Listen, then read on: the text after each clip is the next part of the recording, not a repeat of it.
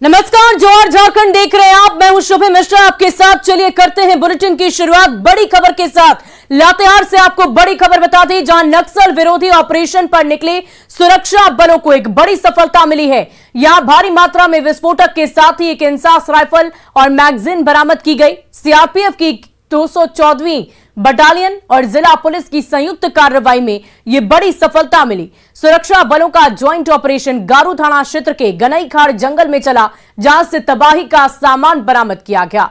तो ये बड़ी खबर आपको बता रहे हैं। गारू के गनईखाड़ में नक्सली विरोधी ऑपरेशन में पुलिस को एक बड़ी सफलता मिली है। लातेहार से ये बड़ी खबर आपको बता रहे हैं, जहां भारी मात्रा में विस्फोटक जब्त किया गया है।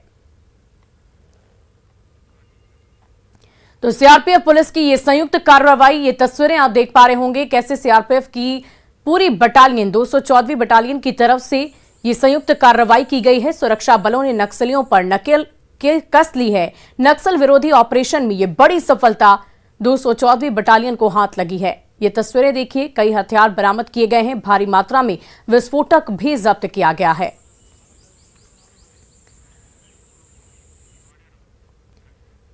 और गिरिडीह के गांवा प्रखंड स्थित सेरुआ छठ घाट से गायब बच्चे का शव आज घर से 3 किलोमीटर दूर चिरैया जंगल से बरामद किया गया। दरअसल छठ घाट से पहले अर्घ के दौरान विनोद यादव का 6 साल का बेटा ऋषि कुमार गायब हो गया था। मामले से गांवा थाना पुलिस ने गुमशुदगी का मामला दर्ज कर बच्चे की खोजबीन शुरू कर दी थी, लेकिन कोई सफलता नहीं मिली और लापता होने के 10 दिन बाद आज शव मिलने से ग्रामीण आक्रोशित हो गए हैं और शव को सड़क पर रखकर गांवी थानेदार पिंटू कुमार को बर्खास्त करने और अपराधियों को गिरफ्तार करने की मांग की जा रही है।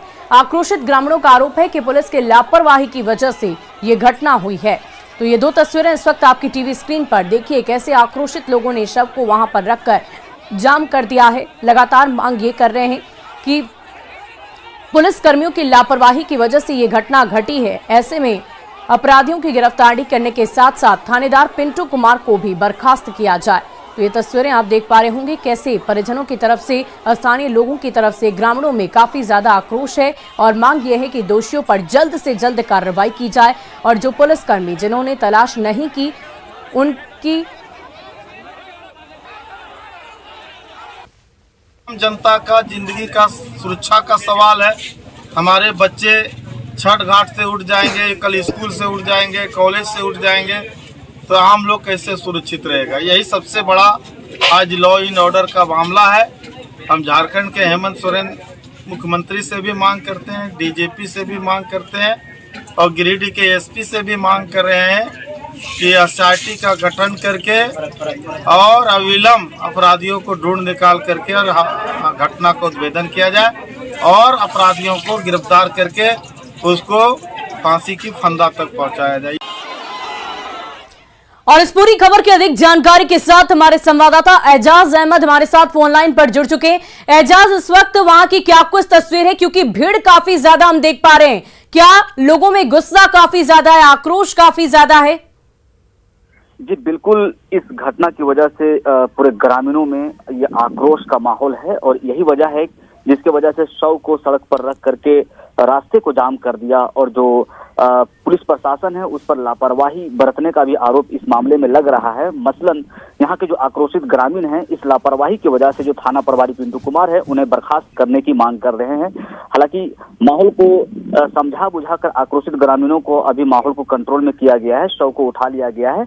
और लेकिन ये जो पूरे प्रकरण पर अगर आप गौर करें तो यहाँ पे साफ दिखाई दे सकता है कि किस तरह से पुलिस प्रशासन की तरफ से लापरवाही बरती गई, क्योंकि बच्चा जो गायब हुआ था वो छठ के पहला अर्घ के समय ही गायब हुआ था। लगभग 11-12 दिन हो चुका है, बावजूद पुलिस बच्चे की जांच पड़ताल नहीं कर पाई, जबकि लगातार शिकायत पे शिकायत जा रहा था। बड़े बड़े अधिकारियों के फोन जा रहे थे, बाबूलाल मरांडी के भी फोन जा रहे थे, लेकिन पुलिस प्रशासन कुछ नहीं कर पाई और अपने आप आज बच्चे का शव एक पहाड़ी से छत विछत मिला, जिसके बाद परिजनों का रो रो कर बुरा हाल है और ग्रामीण तो आक्रोश है ही। एजाज, ये बताइए कि जो तस्वीरें हमने देखी, लोगों में गुस्सा काफी ज्यादा है, लेकिन बच्चे की खोजबीन इतने दिनों से नहीं की गई थी। क्या पुलिस प्रशासन की मौजूदगी वहां पर है? लोगों को शांत कराने की कोशिश क्या की जा रही है? उनकी मांगों को पूरा करने की बात कही गई है या नहीं? जी बिल्कुल, पुलिस प्रशासन की मौजूदगी है यहाँ पर, और पुलिस प्रशासन और स्थानीय जो जनसेवक हैं, जनप्रतिनिधि हैं, वो भी पहुंचे हैं और लोगों को समझाने बुझाने का काम कर रहे हैं, क्योंकि अब ज्यादा विरोध प्रदर्शन करने से यहाँ पे कोई फायदा नजर नहीं आने वाला है, सिर्फ नुकसान ही होगा। इसीलिए लोगों को समझा बुझा दिया गया है और जो आगे की कार्रवाई है वो कार्रवाई पुलिस प्रशासन की तरफ से की जा रही है और लगातार पुलिस प्रशासन। इस पूरी खबर पर एजाज आप नजर बना रखे, बहुत बहुत शुक्रिया तमाम जानकारी के लिए। और अगली खबर राजधानी रांची से, जहां पुंदा गोपी क्षेत्र में युवती का शव मिला। स्थानीय लोगों ने मामले की जानकारी पुलिस को दे दी है, जिसके बाद मौके पर पुलिस पहुंची और जांच में जुट गई है। फॉरेंसिक टीम के साथ डॉग स्क्वाड को मौके पर बुलाया गया, लेकिन अभी तक मृतक की पहचान नहीं हो पाई है। शव की पहचान नहीं हो पाई, इसलिए अपराधियों ने पत्थर से उसके सिर को कूच दिया था। हटिया डीएसपी ने बताया कि मामले की जांच फिलहाल की जा रही है और जल्द ही इस मामले का खुलासा भी कर लिया जाएगा। जांच में ये बात अब तक सामने आई है कि हत्या किसी और जगह कर और शव को कहीं और फेंक दिया गया।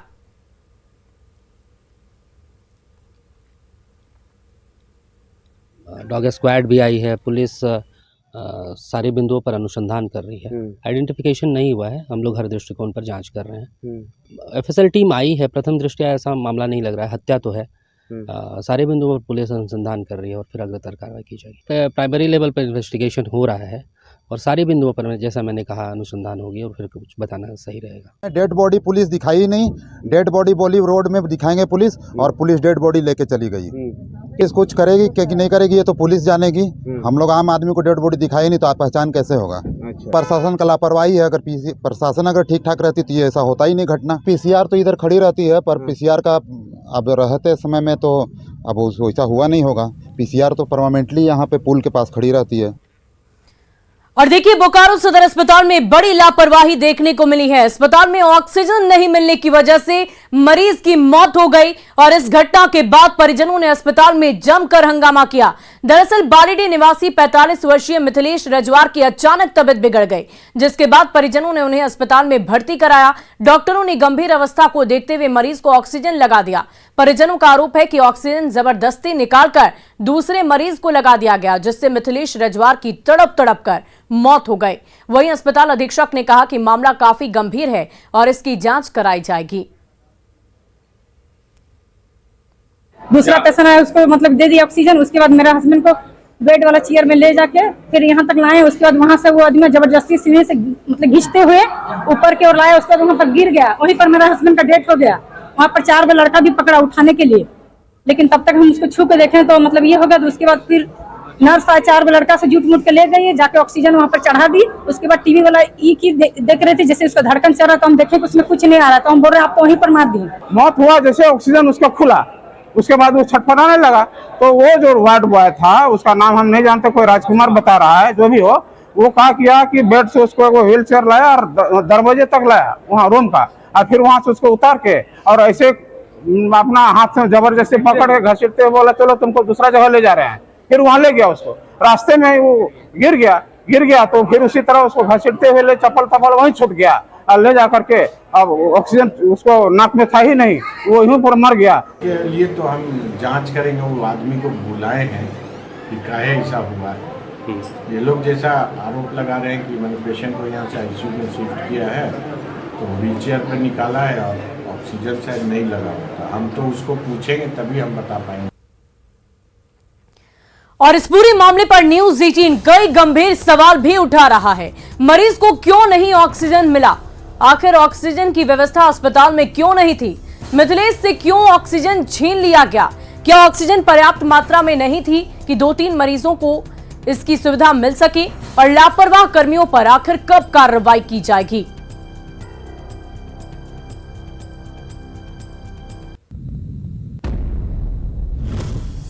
तो ये तमाम सवाल उठने लाजमी हैं, क्योंकि स्वास्थ्य व्यवस्था मुकम्मल होने की, अच्छी होने की, सुदृढ़ होने की लाख दावे किए जा रहे हों, लेकिन जो तस्वीरें सामने आती हैं, जो खबरें सामने आती है, वो सब कुछ बयां कर जाती है।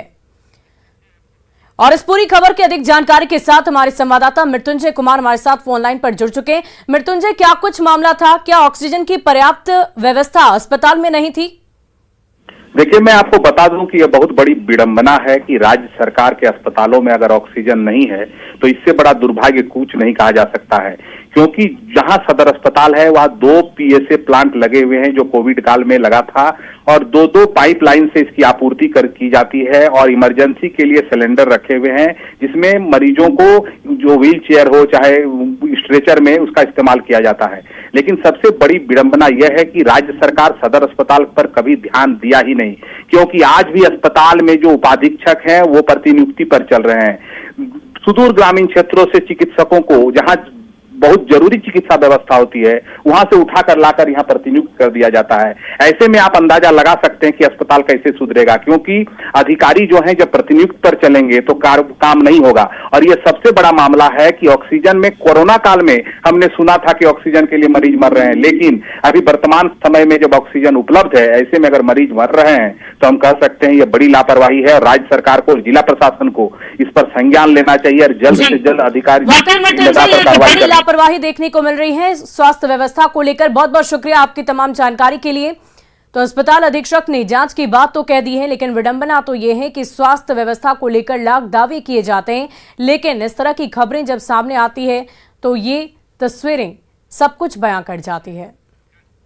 और अगली खबर हजारीबाग से, जहां छड़ लदे ट्रक ने हाईवा में जोरदार टक्कर मार दी। टक्कर इतनी जोरदार थी कि ट्रक का अगला हिस्सा पूरी तरह से धंस गया था, जिसमें ड्राइवर और खलासी की फंसकर मौत हो गई।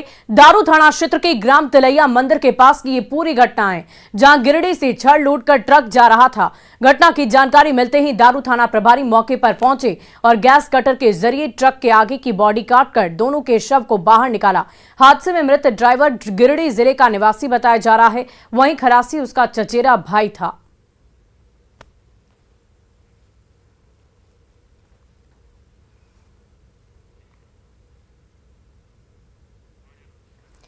और पूर्वी सिंहभूम की चाकुलिया से एक बड़ी खबर सामने आ रही है, जहां एक दुकानदार की दुकान में लगी आग से मौत हो गई है। मटिया बांधी पंचायत के जमुना गांव की ये पूरी घटना बताई जा रही। अगलगी में दुकान में रखे सारे सामान जलकर राख हो गए, वहीं दुकानदार का शव भी बुरी तरह से जल गया है। हादसे के बाद परिवार और गांव में मातम का माहौल है। परिवार वालों ने साजिश के तहत हत्या का आरोप लगाते हुए पुलिस प्रशासन से जांच की मांग की। बताया जा रहा है कि सुबह में लोगों को दुकान में आग लगने की खबर मिली। जब तक लोग आग बुझाने पहुंचते तब तक दुकानदार सुशील महतो की मौत हो चुकी थी। लोगों ने पूरे मामले की सघनता से जांच की मांग की है। डिपेंड करता है, और जो भी दोषी होगा इसमें कड़ी से कड़ी। लोकल क्षेत्र में इस तरह का घटना बहुत बड़ा दुखद घटना है। जब एक लोग लगता तो ऐसी है, जो कि दरवाज़ा खुला हुआ था, एक दरवाज़ा खुला हुआ था और बाहर में पेट्रोल का जारकिन था। झगड़ा झांटी तो पहले हुआ था, तो दुश्मनी, हाँ, धमकी दिया था तो 1 मास पहले, 1 महीने पहले, और गांव का आदमी था। और बाबू बोला हम नहीं थे, झगड़ा में नहीं थे, बाबू था, मेरा बेटा था। क्या बोला हमको नहीं पता है बाबू। ये हत्या हुआ है इसका पूरा हत्या का मामला दर्ज होकर इसका जो भी दोषी है उस पर पुलिस को उद्भेद करना चाहिए, उसको दोषियों को गिरफ्तार करना चाहिए जल्द से जल्द, और तभी यहाँ का आदमी को लगे कि नहीं न्याय हो रहा। और देखिए इस वक्त की बड़ी खबर आपको बता दें, कैश कांड में विधायकों को बेल मिल गई है। कोलकाता हाईकोर्ट से जमानत मिल गई है। इरफान अंसारी को जमानत मिली, नमन विक्सल खोगाड़ी, राजेश कच्छप को भी बेल मिल गई है। कैश के साथ ये सभी विधायक पकड़े गए थे कोलकाता में, और इसी कड़ी में आज इन्हें बेल मिल गई है। ये बड़ी जानकारी इस वक्त की आपको दे रहे हैं। कोलकाता हाईकोर्ट से इन सभी को जमानत मिल गई है। तो इस वक्त की बड़ी खबर आपको बता दें, विधायकों को बेल मिल गई। कैश कांड में विधायकों को बेल मिली है। कोलकाता हाईकोर्ट से जमानत मिल गई। इरफान अंसारी को भी जमानत मिली, और इस वक्त खुद विधायक इरफान अंसारी हमारे साथ फोन लाइन पर जुड़ चुके हैं। इरफान जी, क्या रिएक्शन है आपका? इस पूरे मामले में आपको बेल मिल गई है।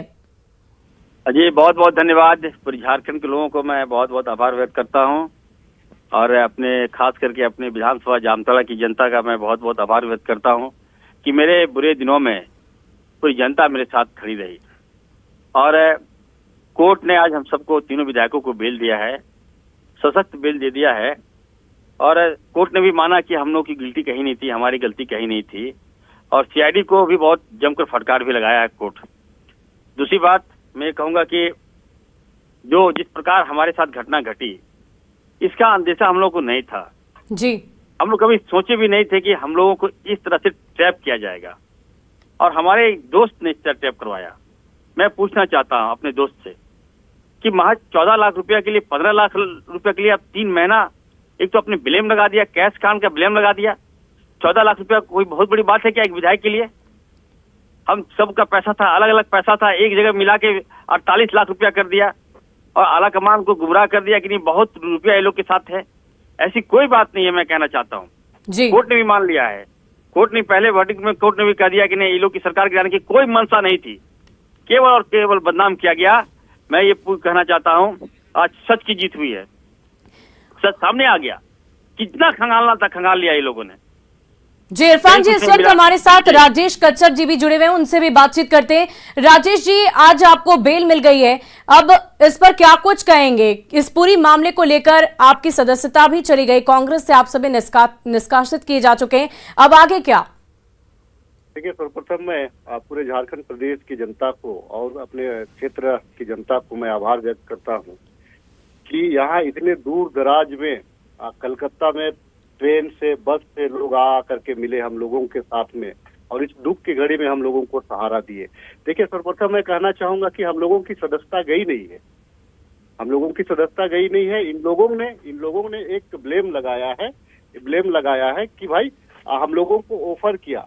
अरे भाई, आपके पास में सारा डिटेल्स है, हमारा मोबाइल जब्त है, हमारे साथ में 14 दिन हम रिमांड पे रहे, आज तक इन लोगों ने कोई प्रूफ नहीं कर पाया। देखिए, आज सच का जीत हुआ है, और जो झूठे लोग हैं वो ड्रामा कर रहे हैं झारखंड में। आज के तारीख में मैं कहना चाहता हूं आपके चैनल के माध्यम से कि इस प्रकार का जो कार्य होता है, देखिए मैं एक बात जरूर कहना चाहता हूं कि एक ही पार्टी का विधायक, एक ही पार्टी का साथी दूसरे विधायक को अगर इस प्रकार से अगर एलिगेशन लगाता है और इस प्रकार से मतलब उसके पीछे पड़ता है, तो ये मुझे लगता है कि तब एक दूसरे पे कोई भी किसी के पे विश्वास नहीं करेगा। तब एक पार्टी में भी रह करके लगेगा कि हम लोग अलग अलग हैं। जी। कुछ लोगों की मानसिकता है कि अपनी निजी स्वार्थ की पूर्ति के लिए और अपने ईगो का सेटिस्फेक्शन के लिए इस प्रकार का हरकत करते हैं। आपने देखा होगा जिन्होंने एक साथी ने हमारे जो 0 FIR किया, सबसे पहले हमारा अरेस्टिंग होता है, उसके बाद में FIR होता है। जी, बहुत बहुत शुक्रिया हमारे साथ जुड़ने के लिए इरफान जी और राजेश जी, आपको बहुत बहुत शुक्रिया तमाम जानकारी के लिए, बातचीत के लिए। और आइए अब देखते हैं झारखंड 2020।